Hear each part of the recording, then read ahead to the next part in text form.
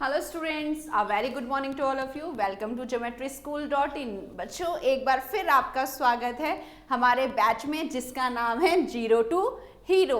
और इस बैच में हम आपसे डिस्कस करते हैं सैनिक स्कूल, राष्ट्रीय military school, Jawahar Navodaya school के एंट्रेंस एग्जाम के कुछ इंपॉर्टेंट क्वेश्चंस जो प्रीवियस ईयर पेपर्स से कलेक्ट किए गए हैं और खुद चैप्टर के अकॉर्डिंग डिजाइन किए गए हैं। ओके स्टूडेंट, चलिए स्टार्ट करते हैं और देखते हैं आज हम जो क्वेश्चंस पढ़ने वाले हैं वो किस सब्जेक्ट से हैं। हमारे important questions of general knowledge of all India Sainik school entrance exam for 6th class. आज जो मैं आपके लिए यहाँ क्वेश्चंस लेके आई हूँ वो है हमारे all India Sainik school entrance exam for 6th class, जिसमें मैं आपको जनरल नॉलेज के क्वेश्चन आपसे डिस्कस करूंगी। चलिए देखते हैं आज का टॉपिक। आज हम जो टॉपिक पढ़ने वाले हैं उसका नाम है नॉन रिन्यूएबल एनर्जी रिसोर्सेज और फॉसिल फ्यूल्स। आज जो हम चैप्टर यहाँ ब्रीफ में डिस्कस करेंगे और जिसके इंपॉर्टेंट क्वेश्चन यहाँ पर सॉल्व करने वाले हैं उसका नाम है non renewable natural resources. Student, इस टॉपिक से पहले कि नॉन रिन्यूएबल नेचुरल रिसोर्सेज होता क्या है, इससे पहले हमें ये पता होना जरूरी है कि व्हाट आर रिसोर्सेज। चलिए देखते हैं रिसोर्सेज के बारे में। अगर मैं कहूँ कि ह्यूमन भी एक रिसोर्स है, किसी भी देश की डेवलपमेंट, उसकी ग्रोथ किस पर डिपेंड होती है? वहाँ के रिसोर्सेज पर, वहाँ के संसाधनों पर, कि ये चीज़ कितना ज़्यादा ग्रो या डेवलप करेगी। तो क्या ह्यूमन बीइंग भी रिसोर्स होता है? यस, क्योंकि हमारी जो अर्थ पर अगर हम बात करें, जैसे आप अमेरिका, जापान, इन सब की बात करें जो एक वेल डेवलप्ड कंट्री है, तो ये क्यों इतनी ज़्यादा डेवलप्ड है? क्योंकि वहाँ का जो ह्यूमन रिसोर्स है काफ़ी स्किलफुल, टैलेंटेड है। तो हम कह सकते हैं कि किसी भी देश की ग्रोथ के लिए ह्यूमन भी वहाँ का रिसोर्स है, क्योंकि वही अपनी इंटेलिजेंट, अपने टैलेंट और अपने स्किल से देश को ऊपर लेके जाता है। तो यहाँ हम बात करेंगे कुछ ऐसे ही एनर्जी रिसोर्सेज की जो हमें एनर्जी प्रोवाइड करते हैं, क्या चाहे वो पावर एनर्जी हो, कंबशन के लिए हो। तो चलिए पहले देखते हैं what are resources. Natural resources that are drawn from nature and used without much modification are called natural resources। जो हमें नेचर से कुछ सोर्स प्रोवाइड होते हैं फॉर एनर्जी और जिन्हें ज़्यादा विदाउट मॉडिफिकेशन, हम उसमें ज़्यादा मॉडिफिकेशन नहीं करते, उन्हें उसी तरह से यूज़ करते हैं, वो सब रिसोर्सेज कहलाते हैं natural resources. Natural resources can be broadly categorised into renewable and non renewable natural resources. हम यहाँ पर नेचुरल रिसोर्सेज को 2 टाइप के में कैटेगराइज कर सकते हैं, रिन्यूएबल एंड नॉन रिन्यूएबल। तो जो हमारा यहाँ पर टॉपिक है जो 6th क्लास में सैनिक स्कूल के एंट्रेंस एग्जाम में पूछा जाने वाला है वो है हमारे non renewable natural resources. But उससे पहले जब हमें रिसोर्सेज ही नहीं पता होगा और रिन्यू और नॉन रिन्यू का डिफरेंस ही नहीं पता होगा तो हम किस तरह से नॉन रिन्यूएबल को समझ सकते हैं। इसलिए पहले मैं ब्रीफ नोट में आपको रिसोर्सेज के बारे में बता रही हूँ, फिर मैं आपको रिन्यूएबल भी बताऊंगी और आपको नॉन रिन्यूएबल रिसोर्सेज के बारे में भी बताऊंगी। लेकिन आपको जो क्वेश्चंस यहाँ पर दिए गए हैं उसके लिए कंप्लीट वीडियो को सुनना होगा। वीडियो को लाइक करें, ज़्यादा से ज़्यादा शेयर करें, जिससे आपके फ्रेंड्स भी यहाँ पर अपना एग्जाम क्रैक करने में ये वीडियो उनको भी हेल्प करें, और चैनल को सब्सक्राइब करना ना भूलें। यहाँ पर जब हम रिन्यूएबल और नॉन रिन्यूएबल को यहाँ पर डिस्क्राइब करेंगे, फिर मैं आपसे कुछ क्वेश्चंस पूछूंगी जिन क्वेश्चंस के जवाब आपको भी आते होंगे और यहाँ पर आप वीडियो के माध्यम से उन्हें सीख भी सकते हैं। और वीडियो के लास्ट में आपसे एक क्वेश्चन पूछा जाएगा जिसका जवाब आपको हमें कमेंट बॉक्स में शेयर करना है कि इस वीडियो से आपने कितना सीखा और कितना आपको ऑलरेडी इस टॉपिक के बारे में पता था। आप अपने आप को भी टेस्ट कर सकते हैं, इसलिए वीडियो को पूरी तरह देखिए, कंप्लीट वीडियो को देखें और वीडियो को लाइक और शेयर करना ना भूलें। और आप यहाँ पर बेल आइकन को भी प्रेस करिए जिससे आपको हमारे चैनल पर आने वाली वीडियोस का नोटिफिकेशन मिलता रहे। तो चलिए यहाँ पर रिन्यूएबल और नॉन रिन्यूएबल को हम डिस्क्राइब करते हैं कि दोनों में क्या डिफरेंस है। देखिए बच्चों, जैसे नाम से ही पता चल रहा है रिन्यू, जिसे आप दोबारा से बना सके, रिन्यू कर सके जिन चीजों को, वो रिसोर्सेज कहलाते हैं रिन्यूएबल रिसोर्सेज। जैसे renewable resources are those which can get renewed और रिप्लेनिश्ड क्विकली, जिन्हें जल्दी से दोबारा से रिप्लेनिश या प्राप्त किया जा सकता है। Some of these are unlimited and not affected by human activity.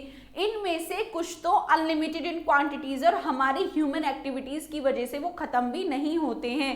तो वो सब रिसोर्सेज कहलाते हैं renewable resources. Like sunlight, air, wind, ये सब क्या है, ये वो रिसोर्सेज है, एनर्जी के वो रिसोर्सेज है जो एक दिन के बाद हमें अगले दिन फिर से इसी तरह से मिल जाते हैं और जल्दी से खत्म भी नहीं होते, एक्सटिंग्विश भी नहीं होते। तो जैसे कि हम बात करें solar energy and wind energy, ये टू टाइप के ऐसे रिसोर्सेज है, solar energy and wind energy, जो जल्दी से रिन्यू किए जा सकते हैं और जल्दी से खत्म भी, डिप्लीट भी नहीं होते। चलिए देखिए, नॉन रिन्यूएबल जो हमारा सैनिक स्कूल का टॉपिक है, यहाँ पर आपका टॉपिक भी कवर हो जाएगा वीडियो के माध्यम से और आप इसके कुछ इंपॉर्टेंट क्वेश्चंस भी यहीं पर कर लेंगे। क्या पता आपका एग्जाम में वही क्वेश्चन पूछ लिया जाए, इसलिए वीडियो को पूरी तरह से देखें।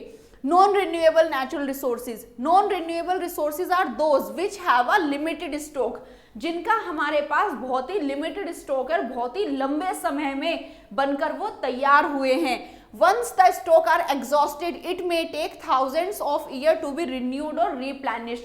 एक बार अगर ये स्टॉक खत्म हो गया, एग्जॉस्ट हो गया, तो इसको thousands of years लगने वाले हैं दोबारा बनने में। Since this period is much more than human life, इतना तो हमारा लाइफ स्पैन भी नहीं होता, ह्यूमन भी 100, 102 ईयर्स तक ही सर्वाइव करता है, इतना तो हमारा लाइफ स्पैन भी नहीं होता कि जितने टाइम में ये हमें दोबारा देखने को मिलेगा। Such resources are considered as non-renewable natural resources. उन्हीं रिसोर्सेज को जिनका हमारे पास बहुत ही लिमिटेड स्टॉक है, जिन्हें बहुत जल्दी से रिप्लेनिश नहीं किया जा सकता, जो यूज करने के बाद अगर हम उनका तेजी से यूज करेंगे तो वो एग्जॉस्ट हो जाएंगे और जिन्हें बनने में फिर 1000 और मिलियन ईयर्स लगने वाले हैं, वो सब रिसोर्सेज कहलाते हैं non renewable resources. Like coal, petroleum, diesel, all these are the resources that are categorized under the category of non-renewable natural resources. I hope यहाँ तक सभी को resources and what is the difference between renewable and non-renewable clear हो गया होगा। चलिए, तो इसी तरह से इस वीडियो को आप देखेंगे और अगर आपको इसी टॉपिक को डिटेल में कवर करना है कि कोल हमें कहाँ से ऑब्टेन होता है, कोल कौन सी कैटेगरी में आता है, कोल इंडिया में कहाँ कहाँ पाया जाता है, किस तरह का क्वेश्चन कोल को लेके पूछा जा सकता है, इसी तरह से पेट्रोलियम, नेचुरल गैस, ये कंप्लीट टॉपिक अगर आप डिटेल में देखना चाहते हैं तो आप हमारा जो कंप्लीट कोर्स है और स्कूल एंट्रेंस एग्जाम के लिए आप उसका कोर्स परचेज कर सकते हैं हमारी ज्योमेट्री ऐप से, जो आप गूगल प्ले स्टोर पर से डाउनलोड कर सकते हैं।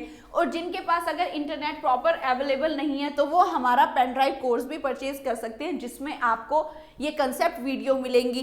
तो आपको अगर हमारे कोर्स के फीचर्स की बात करें तो उसमें हमारे पास है कंसेप्ट बेस्ड वीडियोस, जैसे अभी मैंने आपको बताया कि नॉन रिन्यूएबल रिसोर्स एक सैनिक 6 क्लास का सिलेबस का टॉपिक है, जो मैंने कंप्लीट वीडियो में कवर किया हुआ है। जैसे क्वेश्चंस मैं आपको एज अ एग्जांपल यहाँ शो करने वाली हूँ, ऐसे complete topic wise up to 50 to 100 questions हमने वहाँ पर डिजाइन करके वहाँ पर लगाए हुए हैं।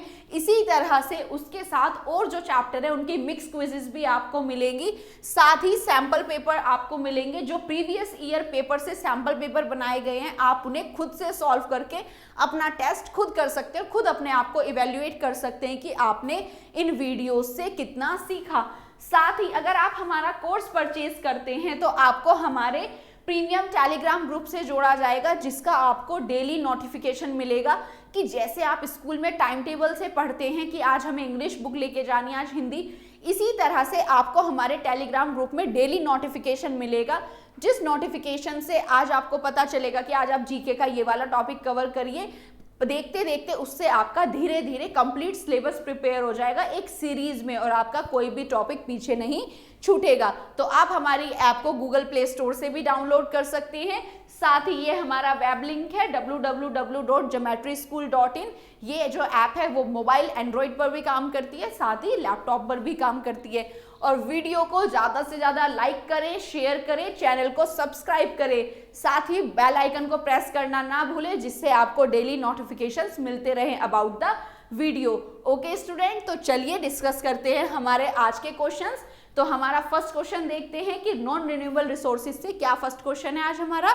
देखिए, आप वीडियो को देखेंगे तो जरूरी नहीं है कि आपको मेरे आंसर का वेट करने की जरूरत हो, आप केबीसी की तरह भी इसको देख सकते हैं। मैंने क्वेश्चन पूछा, आप आंसर चेक कर सकते हैं, खुद से आंसर कीजिए और मेरे एक्सप्लेनेशन का वेट करिए, देखते हैं आपके कितने मार्क्स आते हैं। आपको ये ऑलरेडी भी नोन होंगे सारे, तो वीडियो को पूरा देखना ना भूले और चैनल को सब्सक्राइब जरूर करें।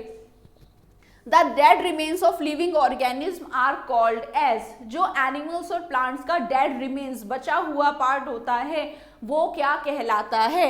Resources, fossil fuel, carbons, none of the above, इनमें से कोई नहीं। तो जो dead remains of living organism are known as fossil fuels, क्योंकि अगर हम फॉसल फ्यूल्स की बात करें, ईंधन की बात करें, तो वो आपको कैसे अवेलेबल होता है? वो अवेलेबल होता है हमें जब ये प्लांट्स और एनिमल्स लैंड सॉइल के अंदर ब्यूरीड होते चले जाते हैं और हाई प्रेशर और टेम्परेचर पर ये किस में बदल जाते हैं? बहुत ज्यादा एनर्जी, कार्बन इनके अंदर स्टोर हो जाता है और ये कन्वर्ट हो जाते हैं किसमें? फॉसल फ्यूल में। तो जो डेड रिमेन्स ऑफ प्लांट्स और एनिमल्स हमें अर्थ क्रस्ट से मिलते हैं वो कहलाते हैं fossil fuel. So correct answer is B, fossil fuel. और आपको एग्जाम में जो OMR शीट प्रोवाइड की जाएगी उसमें आपको इसी तरह से अपने आंसर को एनसर्कल करना है। तो यहाँ पर हमारा करेक्ट ऑप्शन क्या है? Option number B, fossil fuel. चलिए एक्सप्लेनेशन देखते हैं। Correct answer is fossil fuel. A fossil fuel is a fossil formed by the natural decomposition of plants and animal। जब प्लांट्स और एनिमल का नेचुरल डिकम्पोजिशन होता है under the crust of earth और under the layer of the earth at a high pressure और temperature, that remains are known as fossil fuel and the process is known as carbonization। जो यहाँ पर plants और animal decomposed होते हैं, बहुत million of years तक ये प्रोसेस चलता है, ये प्रोसेस कहलाता है कार्बनाइजेशन। तो यहाँ पर प्लांट्स और एनिमल्स का जो यहाँ डिकम्पोजिशन हो रहा है वो कहलाता है क्या? कार्बनाइजेशन। ये क्वेश्चन स्टूडेंट्स एग्जाम में पूछा जाता है, 9th क्लास में भी सैनिक स्कूल में ये पहले पूछा गया है कि जो यहाँ पर डिकम्पोजिशन होता है प्लांट्स और एनिमल्स का फॉसल फ्यूल बनने में, वो प्रोसेस क्या कहलाता है? The process is known as carbonisation. तो यहाँ पर आपके इस तरह से दो क्वेश्चंस क्लियर होते हैं। Which of the following is also known as black gold? इनमें से काला सोना किसे कहा जाता है? CNG, coal, natural gas and petroleum. This is natural gas. Natural gas को या पेट्रोलियम को किसको यहाँ पर ब्लैक गोल्ड कहा जाता है? तो हम बात करते हैं तो ब्लैक मीन्स काला एंड गोल्ड मीन्स जो प्रीशियस एक मेटल। गोल्ड क्या है? एक मेटल है जो काफी प्रीशियस है। तो ब्लैक गोल्ड आपके अकॉर्डिंग इनमें से किसे दिया गया होगा नाम? कोल को और पेट्रोलियम को। क्योंकि यहाँ पर स्टूडेंट बहुत ज्यादा मिस्टेक करते हैं कि वो कोल को ब्लैक मानकर एकदम से टिक लगा देते हैं, बट कोल इतना ज्यादा कॉस्टली नहीं है, एक्सपेंसिव नहीं है। यहाँ पर जो एक्सपेंसिव है इन सब में वो है पेट्रोल। तो petrol is known as the black gold. So option D is correct. देखते हैं explanation. D, petroleum is the correct answer. The petroleum is also known as black gold because when the crude oil means raw petroleum, कच्चा तेल, जब ये निकाला जाता है फिर इसको जो हमें पेट्रोलियम क्रूड ऑयल की फॉर्म में मिलता है वो बिल्कुल हमें डार्क एक थिक लिक्विड मिलता है, जिसको फिर रिफाइनिंग के प्रोसेस जब किए जाते हैं तब हमें ये बहुत प्यारे येलोइश कलर में हमें ये ऑब्टेन्ड होता है। तो यहाँ पर जो क्रूड ऑब्टेन्ड होता है extract from the soil below, it is black in colour. तब ये किस में मिलता है? ब्लैक कलर में। It is expensive like gold. और इसके बहुत ही कम यहाँ पर हम बात करें तो बहुत ही ज्यादा नेचुरल एक्सटेंशन बहुत कम है। बहुत जैसे कि हम सऊदी अरब की बात कर सकते हैं, बॉम्बे हाई की हम बात करें जहां से ये हमें एक्सट्रैक्ट होता है एज अ क्रूड ऑयल, तो इसीलिए ये रेयरली अवेलेबल होने की वजह से काफी एक्सपेंसिव है। इसलिए पेट्रोलियम को क्या कहा जाता है? ब्लैक गोल्ड कहा जाता है। और ये भी एग्जाम पर्पज से बहुत ही इंपॉर्टेंट क्वेश्चन है। चलिए देखते हैं next. Which of these is an exhaustible non renewable resources? इनमें से कौन सा नॉन रिन्यूएबल रिसोर्सेज है और एग्जॉस्ट है जो इजीली एग्जॉस्ट हो जाएगा अगर हम उसे बहुत ज़्यादा स्पीड से यूज़ करेंगे, या नॉन रिन्यूएबल? क्योंकि हम यहाँ पर नॉन रिन्यूएबल को एग्जॉस्टिबल जो क्या नेचर से एग्जॉस्ट हो सकते हैं, तो इनमें से कौन सा नॉन रिन्यूएबल नेचुरल रिसोर्सेज है? एयर, कोल, वाटर, सनलाइट। तो यहाँ पर वो कौन सा फॉसल फ्यूल है जो हमें मिलियंस ऑफ ईयर बाद ऑब्टेन्ड होता है? दैट इज कोल। क्योंकि जो प्लांट्स और एनिमल जब ब्यूरीड होते गए 1000 ऑफ ईयर्स तक और अर्थ के नीचे जो इतना ज्यादा हाई प्रेशर और टेम्परेचर है उसके बाद वो कार्बनाइजेशन प्रोसेस से कन्वर्ट हुए किसमें, कोल में, जो कि एक प्योर फॉर्म होती है कार्बन की। तो यहाँ पर नॉन रिन्यूएबल, और अगर हम ज्यादा यूज करेंगे तो ये बहुत जल्दी क्या हो जाएगा, डिप्लीट हो जाएगा, कमी हो जाएगी इसकी। तो ये क्या है, non renewable natural resources. So option B is correct. देखते हैं explanation. Option B, coal. Coal is a non renewable और exhaustible natural resource because it take million of years to form, क्योंकि इसे बनने में मिलियन ऑफ ईयर्स लग जाते हैं।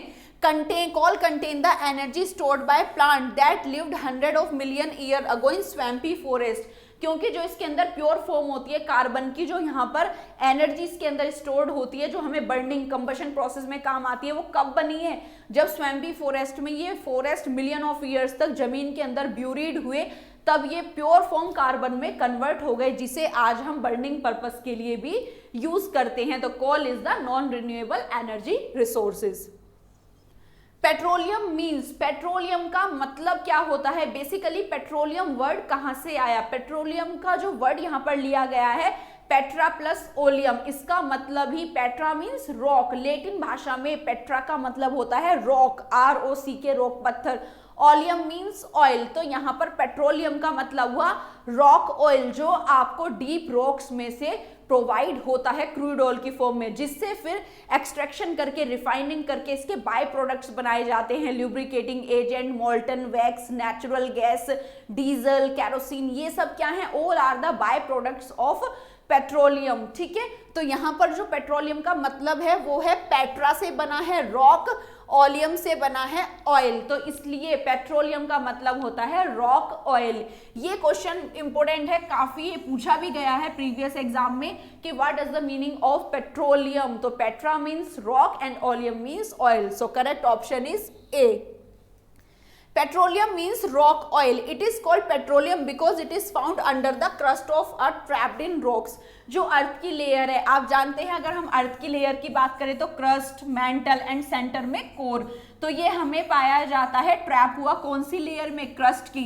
यहाँ पर बहुत ज़्यादा हाई प्रेशर और टेम्परेचर होने पर जो हमें ये क्रूड ऑयल ऑब्टेन्ड होता है वो अर्थ की लेयर से ऑब्टेन्ड होता है, वो भी रॉक लेयर से, इसलिए इसे रॉक ऑयल भी कहा जाता है। चलिए देखते हैं next question. Which of the following is use for metalling the roads nowadays. This is also a very important question. Student, मैंने इस वीडियो में आपके लिए इंपॉर्टेंट क्वेश्चंस यहाँ पर चूज किए हैं, टॉपिक्स तो जो या तो प्रीवियस ईयर्स में आए हुए हैं, ये जो चैप्टर का सबसे इंपॉर्टेंट पार्ट मुझे रिसर्च के बेस पे लगा कि क्या क्वेश्चन पूछा जा रहा है और क्या पूछा जा सकता है, और ये JNV 9th में भी लास्ट ईयर पूछा गया है ये क्वेश्चन कि आजकल जो रोड की मैटलिंग की जाती थी, जो पहले कोल तार से की जाती थी, जो कि एक बाय प्रोडक्ट था कोल का, कॉक और कोल तार ऑब्टेन्ड होता था, आजकल जो मैटलिंग सरफेसिस की जाती है रोड की और जो एयरपोर्ट पर पेवमेंट बनाए जाते हैं, वो इनमें से क्या यूज किया जाता है, कोल तार, कॉक या पेट्रोल। तो आप जानते हैं पेट्रोल तो यहाँ पर यूज नहीं होता है, कोक का हम यूज नहीं करते हैं, कोक ये रोड मेकिंग में यूज नहीं होता है, कोल तार को हम यूज किया करते थे, बट यहाँ पर क्वेश्चन है नाउ आर डेज, तो nowadays bitumen is used, ये भी क्या है, एक बाय प्रोडक्ट है, इसी बाय प्रोडक्ट को यहाँ पर यूज किया जाता है मेटलिंग करने के लिए, क्योंकि ये काफी विस्कस होता है, इसकी विस्कसिटी काफी ज्यादा होती है और शाइनी भी होता है और ये अडेसिव होता है, ये बहुत इजीली, क्योंकि जैसे रोड में पहले गड्ढे हो जाते थे, इस तरह का ये ब्यूटेमिन यूज करने पर आजकल रोड में गड्ढे नहीं होते हैं, काफी अडेसिव इसका नेचर होता है और ज्यादा टेम्परेचर और वेदर का भी इस पे फर्क नहीं पड़ता। तो bitumen is used for the metalling और सरफेसिंग द रोड। तो देखिए C option bitumen. Bitumen is a non crystalline solid viscous material having adhesive property. इसकी अडहेसिव एक चिपचिपी प्रॉपर्टी होती है जो इजीली लैंड पे अटैच हो जाता है। It is a material obtained by fractional distillation of crude petroleum. हमने भी बात की थी, it is the by product of petroleum. जैसे जब पेट्रोल की, क्रूड ऑयल की रिफाइनिंग की जाती है तो ये उसी से ही ऑब्टेन्ड होता है। तो जो इसके बाय प्रोडक्ट्स होते हैं, लाइक पेट्रोल का, हम जो क्रूड ऑयल से पेट्रोल निकालते हैं, डीजल निकालते हैं, नेचुरल गैस हमें वहीं से ऑब्टेन्ड होती है। तो ब्यूटेमिन भी एक बाय प्रोडक्ट है किसका, पेट्रोलियम क्रूड ऑयल का, और ये एक एंड प्रोडक्ट एज अ, जब फ्रैक्शनल डिस्टिलेशन किया जाता है क्रूड ऑयल का, तब ये उसी में से एंड प्रोडक्ट हमें ऑब्टेन्ड होता है, जिसे आजकल हम एयरपोर्ट पे पेवमेंट बनाने के लिए, रोड की सरफेसिंग करने के लिए अब यूज करते हैं। तो bitumen is the by product of petroleum used in the metalling of road. चलिए स्टूडेंट, आज का हमारा होम असाइनमेंट डिस्कस करते हैं। जो क्वेश्चन आपको घर से दिया जाता है सॉल्व करने के लिए, आप इसे सॉल्व करेंगे और इसके आंसर को हमारे कमेंट बॉक्स में शेयर करेंगे। विच of the following is an example of inexhaustible resource? इनमें से कौन सा इनएग्जॉस्टिबल रिसोर्स का एग्जाम्पल है? मैं आपको रिन्यूएबल, नॉन रिन्यूएबल बता चुकी हूं, उन्हीं को हम एग्जॉस्टिबल और इनएग्जॉस्टिबल कहते हैं। तो इनमें से कौन सा इनएग्जॉस्टिबल रिसोर्स है? वेरी इजी क्वेश्चन, जिसने वीडियो को पूरा देखा होगा वो इन्हें इजीली कर सकता है। और वीडियो के माध्यम से आपके 5 क्वेश्चंस तो एग्जाम के लिए प्रिपेयर हो चुके हैं।